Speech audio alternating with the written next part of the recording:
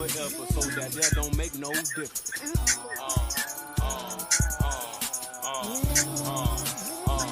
Fucking right.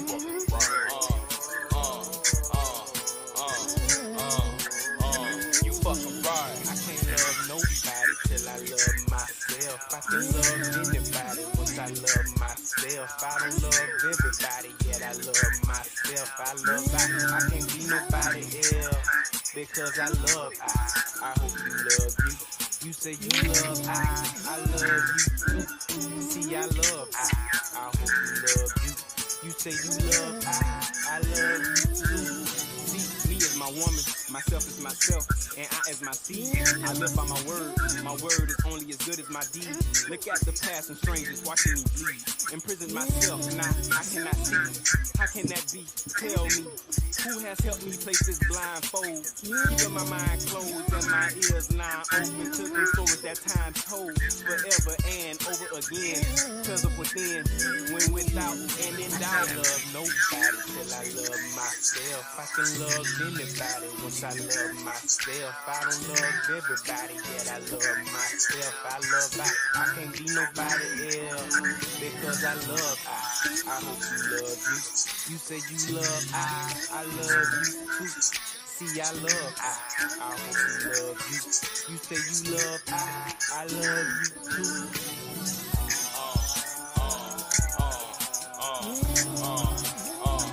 Fucking right.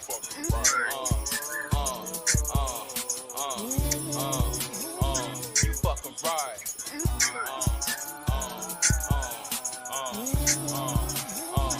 Fucking right.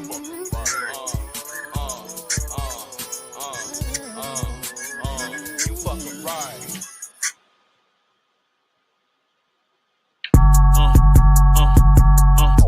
I'm a spirit speaking, truth seeking, heart reaching, knowledge leaking, seeds sowing, harvest reaping, man of meager means. I have yet to leave, I'm still breathing. To quit, I have no reason. I mean, I'm asleep, but I be trying to live my dream. I cannot even act if it's all easy. Either you gon' do it or you don't. Really, it ain't no in between. Baby, you can ask the sun, it's an everyday thing. Consistency in your routine is how you bring reality. Working like a slave, that's how I made this masterpiece. Living like a god, I lay at night, I rest in peace. They remember me, but I am not Harama beef.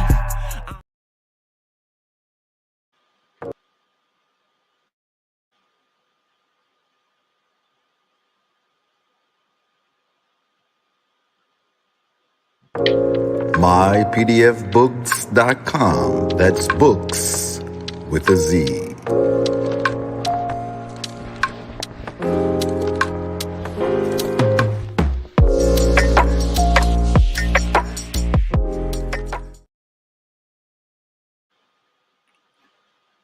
Greetings, family. This evening's broadcast is brought to you by mypdfbooks.com. That's books with a Z, where reading funds the mental. Also brought to you by bindedbooks.com, where treasures are bound. Be sure to check out my son's teas, divinely prepared, the tea of teas. Be sure to check out all of the musical stylings by BH Bay Music. That's bhbaymusic.com. Be sure to get your everyday items and all of your religious regalia at moorishhaberdash.com.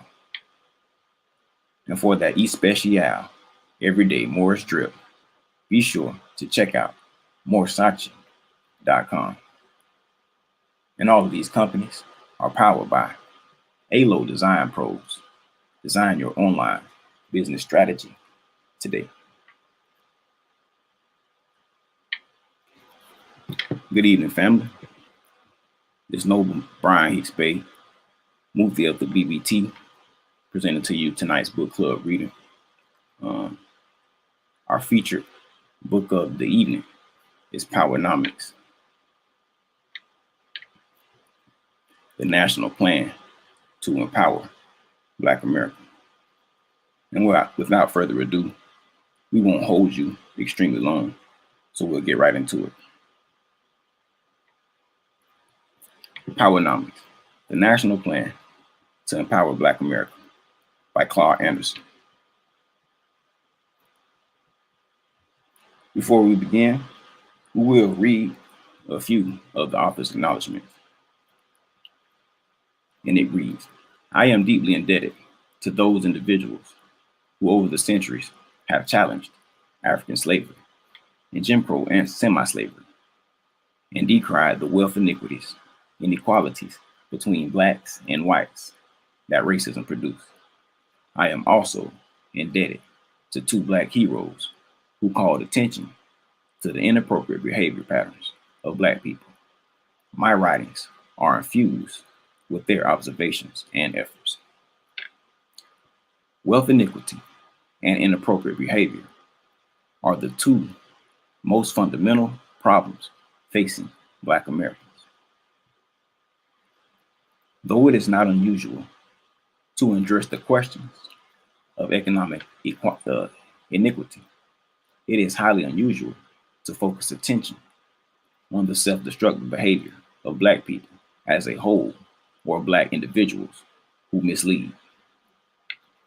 In respect to self-destructive behaviors amongst Blacks, the words of two historical figures, Harriet Tubman and Dr. Carter G. Woodson, stand out.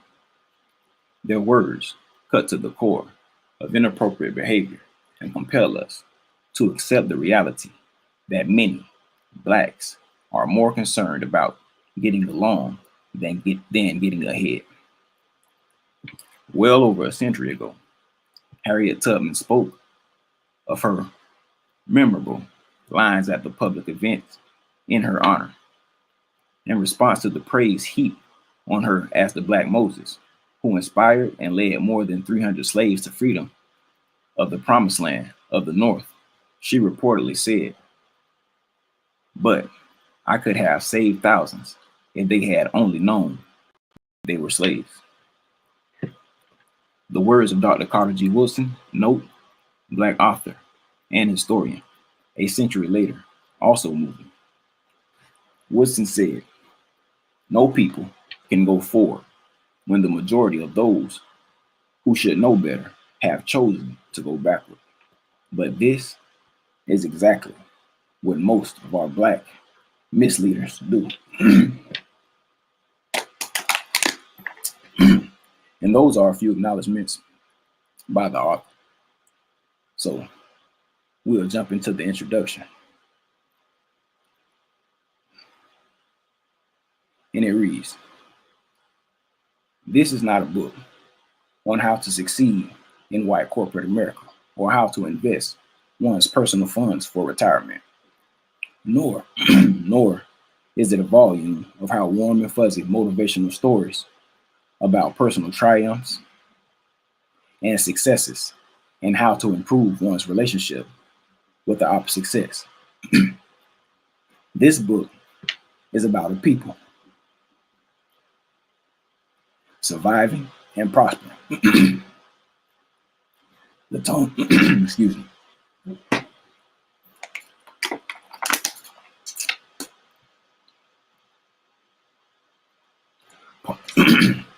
Pardon me, family. The tone is simple and direct. I make no pretense of being objective. This book makes moral judgments and predicts the racial disasters will occur unless the nation seriously addresses the historical injustice imposed on Black Americans. This book has two premises. First, those who desire to create effective solutions to a problem must understand the nature and history of the problem. Second, Black America needs a national plan with how-to strategies in order to move into political and economic competitiveness with America's mainstream society and its various ethnic subgroups. Admittedly, PowerNomics runs counter to the conventional thinking of visible and successful Blacks in America today. Though the wealth and power gap between Blacks and quote-unquote non-Blacks is widening, Visible, and successful Blacks remain committed to protecting their own personal comfort zone by avoiding association with anything that is identifiably quote unquote Black. Today's Black leaders, in many cases, display some of the inappropriate behavior discussed in this book. And while many of these leaders are personal acquaintances and friends, it has been their choice to give up top priority to working not for Black people, but for minorities, women, poor people, people of color, the handicapped, and newly arriving immigrants. The failure of visible and successful Blacks to appropriately lead the race leaves 36 million Black Americans in a leadership crisis. The PowerNomics plan is offered to the nation in hopes of saving Black America. It is a synthesis of my experiences in government, business, research, and academia. It is necessarily subjective, contains few citations, and frequently uses first-person references. It is not intended to be an academic recitation of facts or of other authors' opinions. It is offered more informally as a roadmap with clearly marked milestones. It will not answer all of your questions. Once you have finished this book, if you are not motivated to use this plan to help build a more competitive and independent quote unquote Black America, then simply lay it down and continue doing what you would do normally. However, for those who want to help an unjustly treated and forgotten people, welcome aboard. Accept the reality that legacies of slavery and Jim Crow anti-slavery still exist in various forms of structural racism. Then try some of the countermeasures this book recommends. The probability is high, even at this late hour, that we deliberate action, Black people can still become a more competitive and self-sufficient group in America. It was in the spirit of the possibility that this national plan was written. The following sections provide summaries of the 8 chapters of this book. Chapter 1. It paints a picture of the depth and magnitude of Black Americans' socioeconomic predicament. It examines the collective inherited advantages of being white and the collective inherited disadvantages of being Black.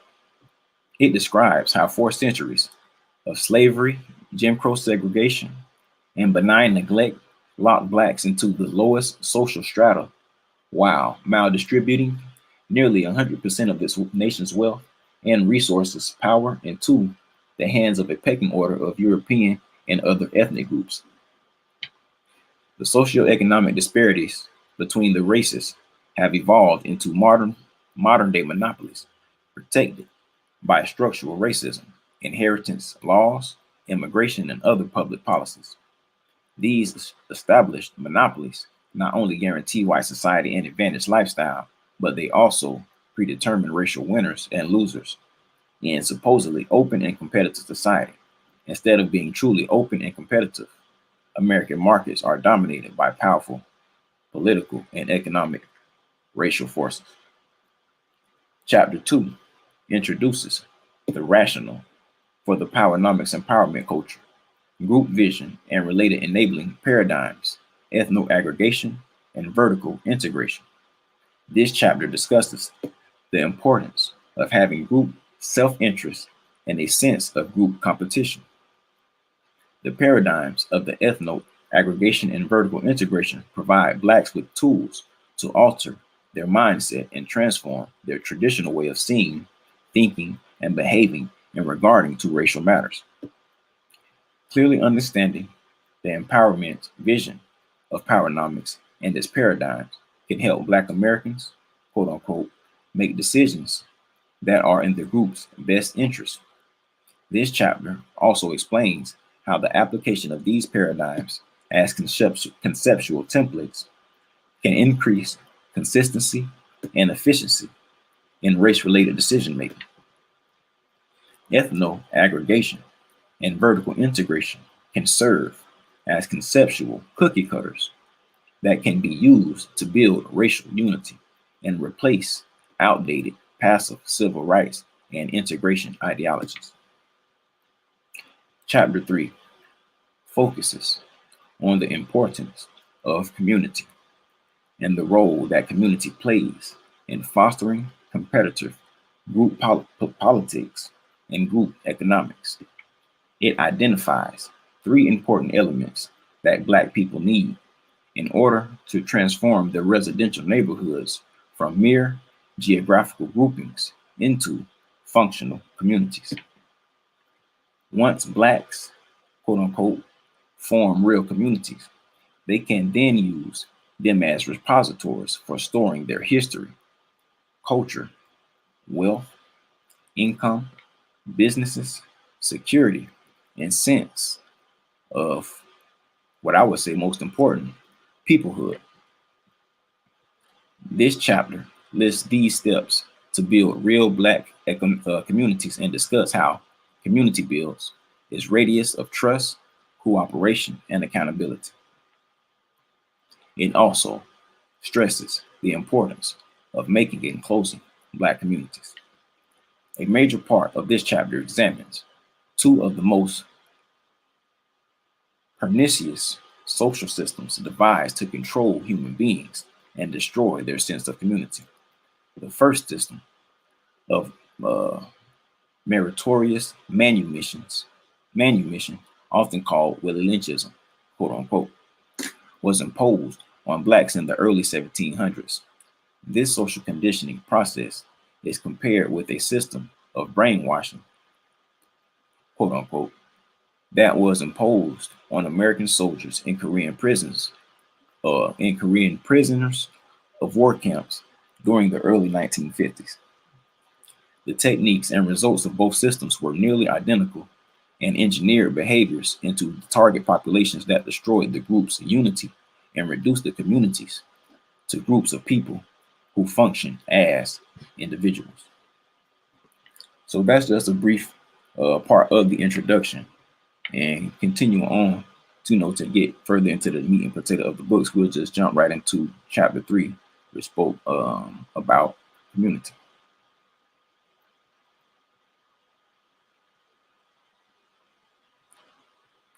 And at the BBT, we offer a plethora of literature through our companies known as mypdfbooks.com, and that's books with a Z.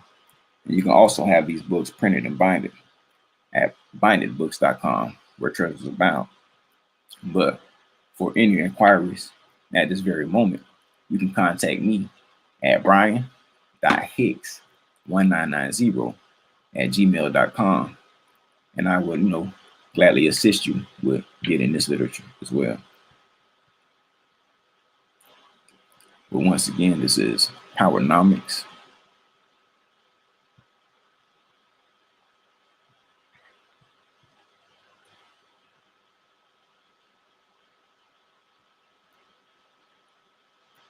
So, chapter 3, building competitive communities. A group's ability to compete is determined by its internal cohesiveness and self-interest. Quote unquote Black Americans must therefore build functional communities within which they can ethno-aggregate, then practice group economics and group politics. A functional community can best be defined as a grouping of people who come together and organize for their own self-interest rather than misdirected, illustrious, altruistic interests.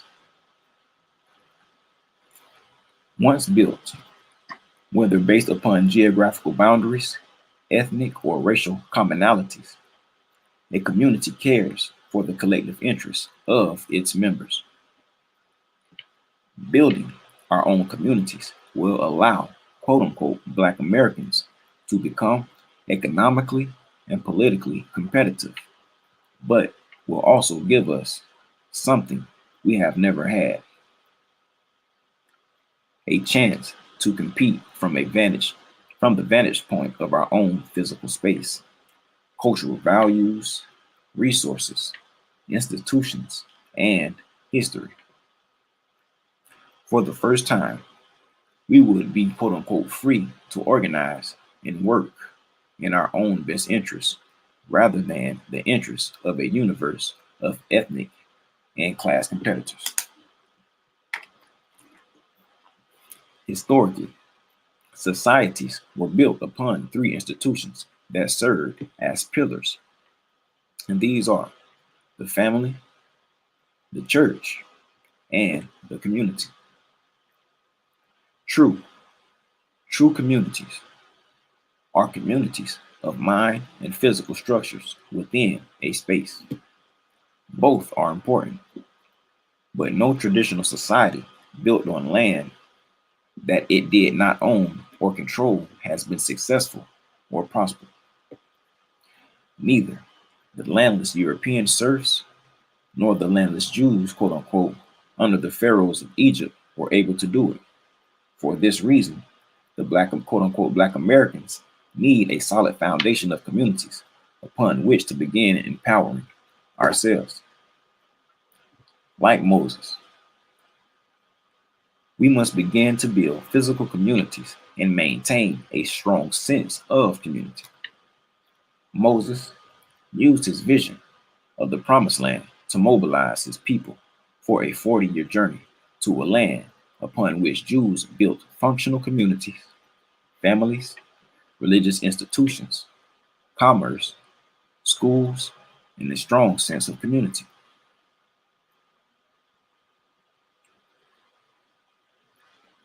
Boundary lines, the new quote unquote color line.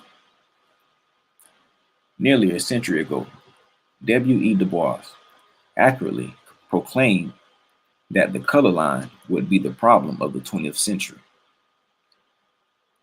It's a new millennium now, and it's becoming clear that the problem of the 21st century will be community boundary lines. America is balkanizing along racial, ethnic, economic, and religious lines. Across America, groups are aggressively seeking territory and communities in which they can store their wealth, resources, and political power to enjoy and preserve their future generations. As noted earlier, Hispanics, for example, are assembling their economic, and political intentions behind their Spanish language and culture. They intend to use both to capture territory, rights, and a political base within the United States. The practice of seeking territory for communities will intensify as more and more people from around the world immigrate to America. They come to America in a search of a better life, not to integrate with quote unquote whites or to get along with quote unquote black Americans. They are coming to this country to get ahead economically and to find wealth and fortune. They commit themselves to competing with any and all groups economically and politically on behalf of themselves, their families, and their native countries. Typically, their initial destination is close to or within black neighborhoods. They have learned from officials and unofficial sources that they can find great opportunities within black neighborhoods.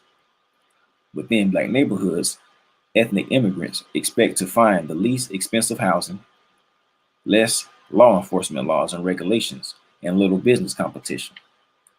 They also find readily accessible consumers, government assistance, easy access to elected officials, and employment opportunities.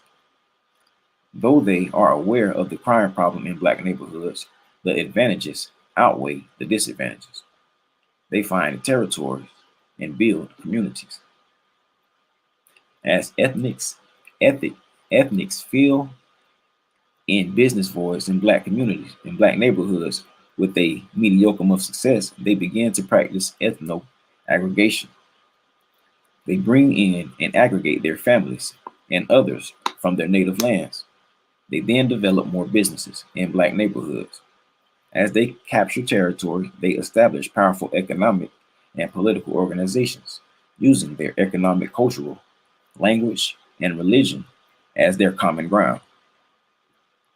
Watching how these new arriving immigrants use a sense of community to build social and economic power bases should be instructional for quote unquote Black Americans. It takes a fully functional community to raise a child and to raise up a competitive race of people. And it goes into saying that neighborhoods are not enough. Neighborhoods are problematic for any group seeking empowerment. Unfortunately, most quote unquote Black Americans live in neighborhoods and not communities.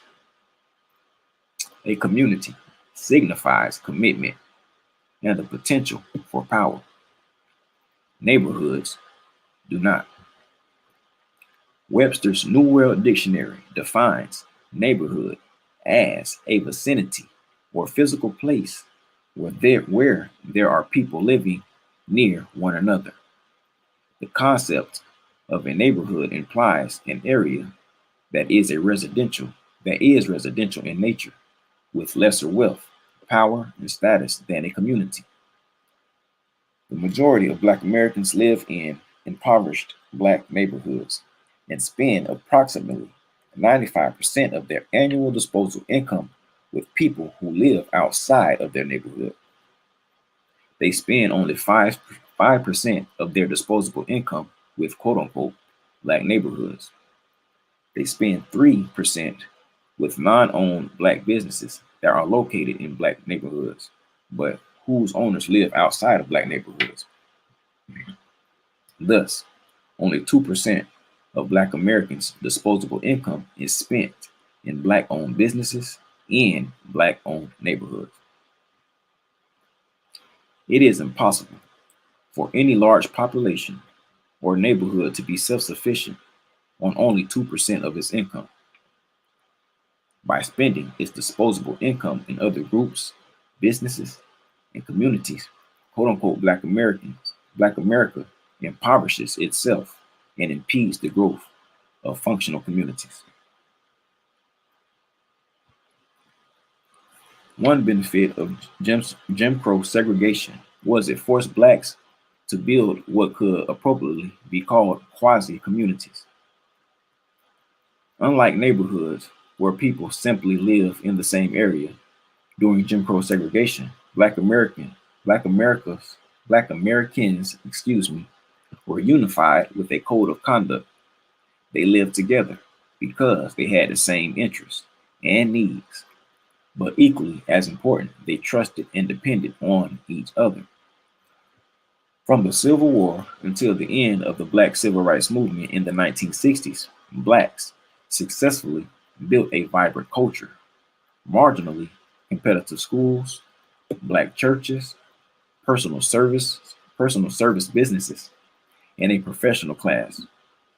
Though they were small in number, these community assets produced jobs as well as products and services for quote unquote Black people. The desire for integration caused Blacks to abandon their businesses, communities, culture, and the code of conduct. Black Americans need to be accepted by white society with greater than their need. Let me reread that and read it carefully. Black Americans' need to be accepted by white society was greater than their need to be accepted by Black society. Today's Black neighborhoods no longer qualify to even be called quasi-communities because they no longer have a network of Black businesses or a group code of conduct. Today, Black neighborhoods are primarily where the majority of Black people eat and sleep. They do not embody the criteria for a functional community. Consequently, Black neighborhoods are typically referred to as ghettos, urban areas, inner cities, or they are sometimes identified by such terms as the hood. These broad ambiguous terms signal the dependent and non-competitive nature of Black geographical areas across the country. And the book goes on to talk about developing a true sense of community. And it asks, what is a sense of community and why is it important? And it states, a sense of community is the collective thinking, seeing, and behaving as a we and not as a me. Social, social integration has intensified our need for a strong sense of community or a sense of peoplehood.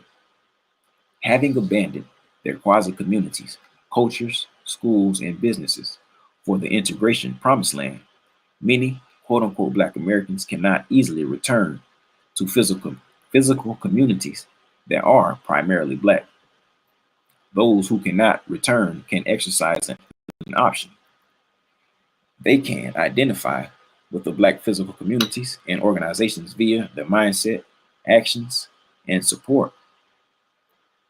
This strong identification and support is what is commonly referred to as a sense of community or a sense of peoplehood. It is what people feel when they have a strong psychological identification with a physical community and its inhabitants. They are attracted to and desire the cultural familiarity, security, and satisfaction they receive from association with these communities.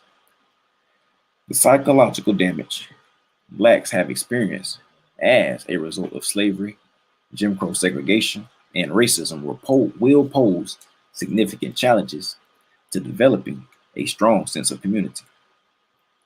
And it goes on to say the impact of social engineering on communities, or speak about the social impact of engineering on communities. And it starts off by saying, throughout the relationship between Blacks and whites, the majority white society has kept Black Americans under various forms of control. And the author goes on to say physical, legal, and symbolic. The majority society through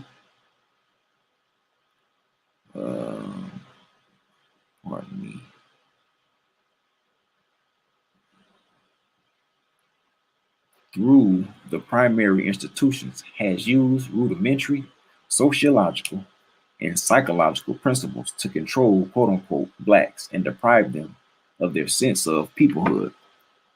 In such a state, Black people could easily be misled into inappropriate behavior, identifying with the oppressors, quote-unquote oppressors, groups, and hating their own group. This is not a conspiracy theory. The facts are evident in the marketed inequalities between the races and the continued inappropriate behavior patterns of Black Americans. This is no other way to explain why historical inequalities remain unchanged and Black Americans continue to cede and surrender their wealth and resources, power, to their competitors, while their own family, community, and the race as a whole remain powerless and impoverished. These are neither innate nor normal behavior characteristics, so let us examine their origins.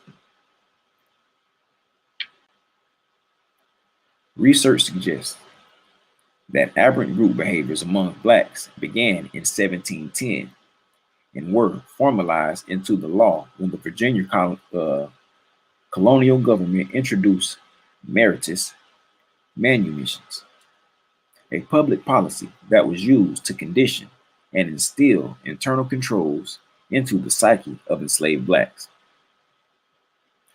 The practice rewarded Blacks who saw slavery through the eyes of white society, were willing to work against their own group's best interests and inform on members of the race who were planning to escape and free other Blacks. This social engineering effectively destroyed most Black people's sense of community, trust, and accountability. Though undocumented, many Black Americans believe that soon after its inception, Meredith's manumissions was merged into what we now call Willie Lynchism. But Willie Lynch is just a conception made by an author, but that's not for here and now. According to popular belief, Willie Lynch came to Jamestown, Virginia in 1712. Once again, popular belief, offering a mind-controlling ideology to destroy Black people's sense of community. A professional slave trainer named quote-unquote Willie Lynch offered the slaveholders a conditioning system that he guaranteed would instill internal controls that would effectively divide Blacks for centuries. He proposed that slave masters create division amongst Blacks and separate them along the lines of gender, age, tribe, culture, class, rank, and skin color. To this day, the effects of Willie Lynchism continue to encourage Black individualism, selfishness, and self-hatred. Though slavery and Jim Crow semi-slavery officially ended in 1865 and 1954 respectively, no formal records are known to have been kept that explain the principles and techniques involved in the conditioning process. If our goal is to build functional communities, we can, however, understand the techniques and methods that were used to destroy our sense of community. We can more fully understand what happened if we analyze a similar and better documented mind control experiment that occurred during the Korean War in 1950s. So if I may interject, the Willie Lynch is just, like a theory, and it's not even proved. You can't find anyone in the time that the book speaks about of Willie Lynch, and it's not a real thing. You know what I'm saying? For the sake of time and not having time to elaborate. But continuing, the author speaks on Meredith's manumissions versus brainwashing and comparing the two. But Meredith's manumissions is a real thing. Both American soldiers held in North Korean prisoners of war or POW camps during the 1950s and enslaved Black people were psychologically and physiologically manipulated in parallel ways. The Communist North Korean army and its Chinese consorts used quote-unquote brainwashing on American soldiers. Slavery used conditioning. The biggest difference between the two systems was the extreme physical cruelty of slavery. Both systems were designed to tear people apart. In many ways, communist brainwashing and combination of Meredith's manumissions and Willie Lynchism. It was a sophisticated form of re-education that operated like group therapy, run in reverse. But unlike group therapy intended to bring people together, communist brainwashing and Meredith's manumissions were designed to drive people apart from one another. The larger purpose of these social conditioning systems was to destroy the ability of the subjects to form natural group and communities, develop moral relationships, support, protect, and communicate with members of their own group. So it says Table 2 offers a brief comparative analysis of the brainwashing of military captives in North Korea and China over a 3-year period, and the meritorious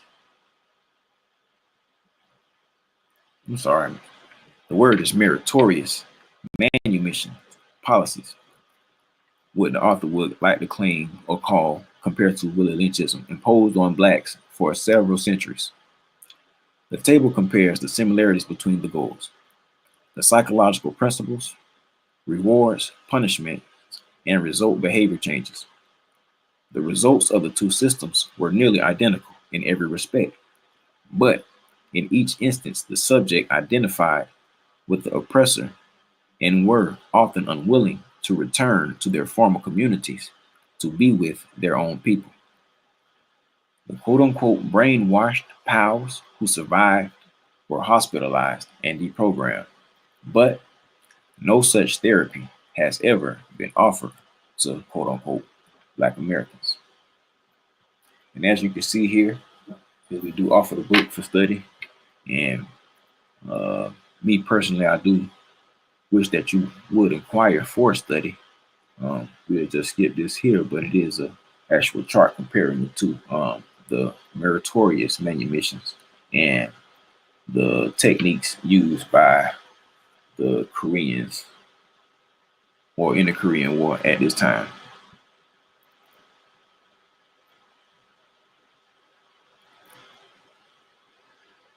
And we'll continue for a brief moment, give a little bit more of the book. And it continues, and he speaks on and says, brainwash for life. Simply put, brainwashing was an intensive program of dehumanization, physical degradation, re-education, and indoctrination. North Korean communities, much like Willie Lynch, were not simply interested in controlling the POWs while they were in prison camps. They wanted to create humans who would permanently see the world through their eyes of the captors, who even after they were free and integrated back into everyday American society, both systems were enormously successful. And it goes on to speak about elements of functional communities. Now that we have identified some of the major menaces and impediments to building Black communities, let's begin to design the kind of communities that we want and need. These communities must be built to overcome all the previously mentioned destructive elements. Exactly. In the following pages, we will present designs for physical and human communities that can reverse the effects of centuries of social conditioning. The first thing we must do to convert residential neighborhoods into functional communities that contain three elements or operating systems. First, they should have an independent economy that is wholly owned by residents of the community and provides consumer products, services, businesses, and employment opportunities. Second, they should have an active code of conduct and group accountability. Islam. Third, they should have a form of governance that collectively speaks for the residents and is capable of applying political pressure to outside groups. Let's elaborate more fully on each of these elements. An independent economy. Not one Black neighborhood in America has a Black business economy, upon which its members can depend to supply its residents with their own daily necessities, products, services, or jobs. But excuse me. But here at the BBT, we do have products, we do have services, and we have created a means of income for ourselves, and we are a community. But I just wanted to interject that there. Pardon me. As stated earlier, the civil rights movement in the 1960s was destructive to urban Black communities in many aspects. Black America would have been much better off had the movement equipped Blacks, quote unquote, to be their own job and product producers rather than seekers of the jobs and products of others. If Blacks had become production oriented rather than consumption oriented, there is little likelihood that today they would have a hidden national unemployment rate of 34% and live in neighborhoods rather than communities. Today, Black neighborhoods are totally dependent upon, quote unquote, whites, and other competing groups to supply their products, services, and employment needs of quote unquote black neighborhoods. And I think this is true.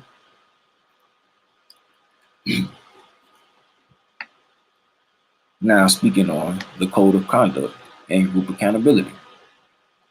A code of conduct is a standard of behavior that outlines what is right and wrong within and outside of the community.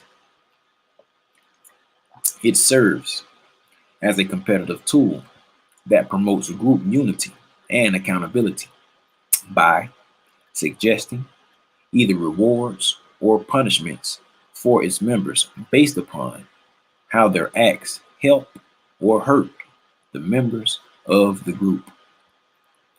The burden for establishing and enforcing a code of conduct typically falls upon the shoulders of the community's basic institutions, i.e., the church, the family, and schools. A code of conduct does several things for the community. First, as a system or collection of rules, it prescribes and justifies how blacks should think, see, and behave with other individuals and groups. These rules can be explicit or implicit, but either way, they act to govern individual behavior that affects a group. The quote unquote black code of conduct is necessary to keep out the destructive behavior that is often evident in black neighborhoods. Moreover, wealth and power can be built only where there is an enforceable code of conduct. A code of conduct defines inappropriate behavior and impedes it. It also rewards behaviors that uplift and strengthen the group. Any group that is characterized by self-hate, a lack of group self-interest, disorganization, and other social pathologies must implement a code of conduct in order to build an organization, organize society, and maintain an infrastructure that includes schools, healthcare systems, and other human services. Once a code of conduct has been articulated, it should be adopted and communicated through schools, neighborhood organizations, churches, and the most important, families, so that it reaches all the residents. It must not only become a guide to appropriate behavior, but also a guide towards accountability and the development of penalties for inappropriate behavior. The code of conduct should be carefully taught to black children so that each generation will know what is expected of them. Among other things, quote unquote black youth need to know how they should treat other members of their family and communities,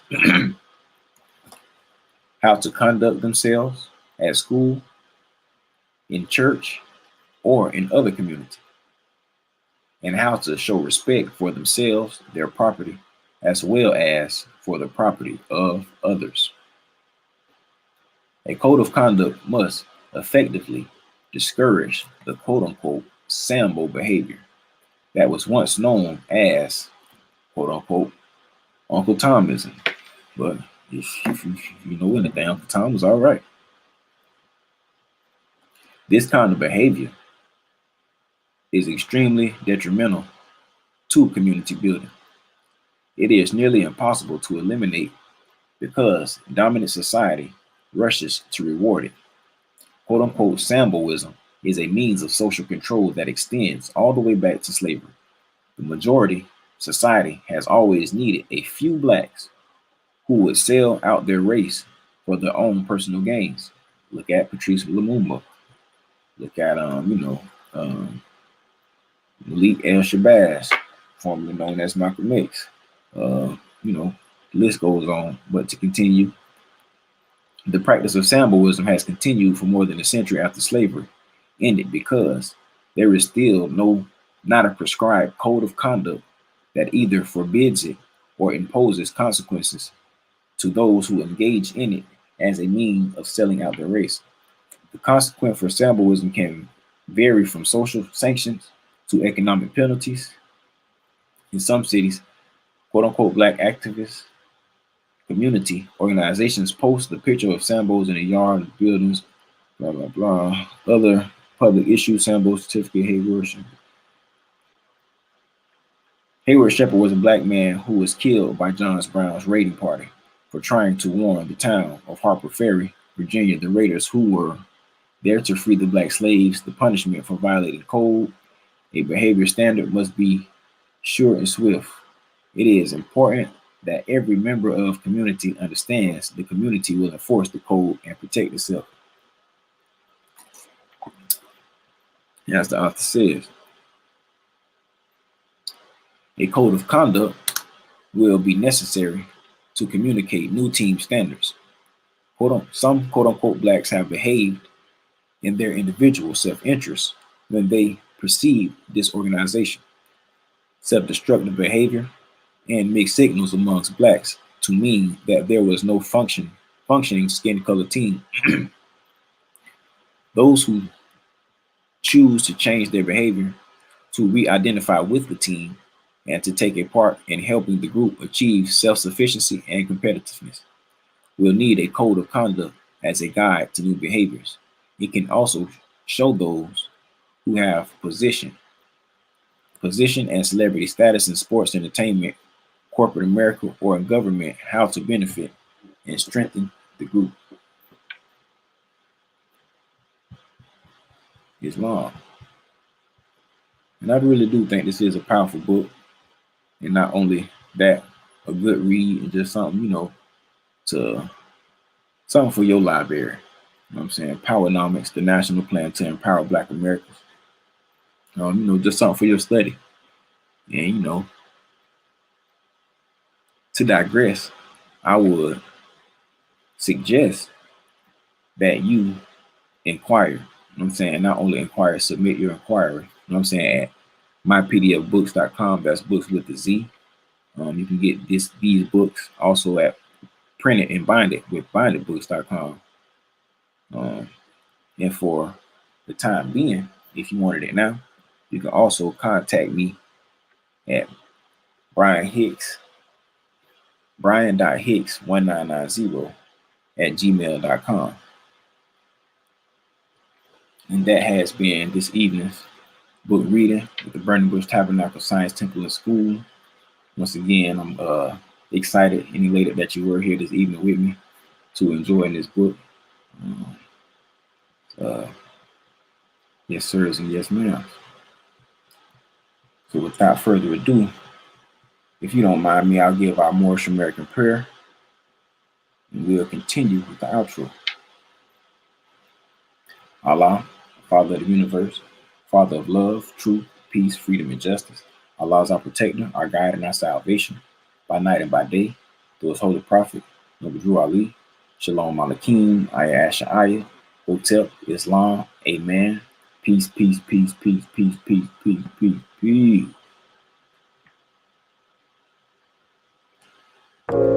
mypdfbooks.com. That's books with a Z.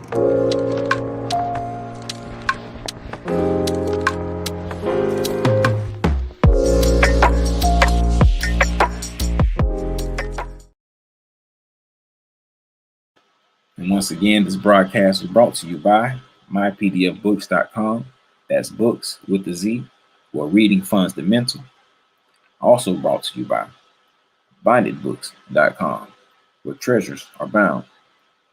Be sure to get your herbal teas, all of your herbal essence, divinely prepared by Maya Sons, the tea of teas. Don't forget, for all of your exclusive music, check out bhbaymusic.com. That's bhbaymusic.com for all of the musical stylings.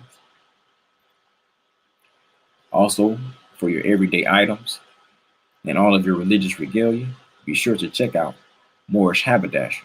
That's MoorishHaberdasher.com. And also, for that everyday especial Moorish drip, be sure to check out MoorishSachi.com. And all of these companies, once again, are powered by Halo Design Pros. Design your online business strategy today. Islam and Shalom, fam. I'm a spirit speaking, truth seeking, heart reaching, knowledge leaking, seeds sowing, harvest reaping, man of me to me. I have yet to leave, I'm still breathing. To quit, I have no reason. I mean, I'm asleep, but I be trying to live my dream. I cannot even act if it's all easy. Either you gon' do it or you don't. Really, it ain't no in between. Baby, you can ask the sun, it's an everyday theme. Consistency in your routine is how you bring reality. Working like a slave, that's how I made this masterpiece. Living like a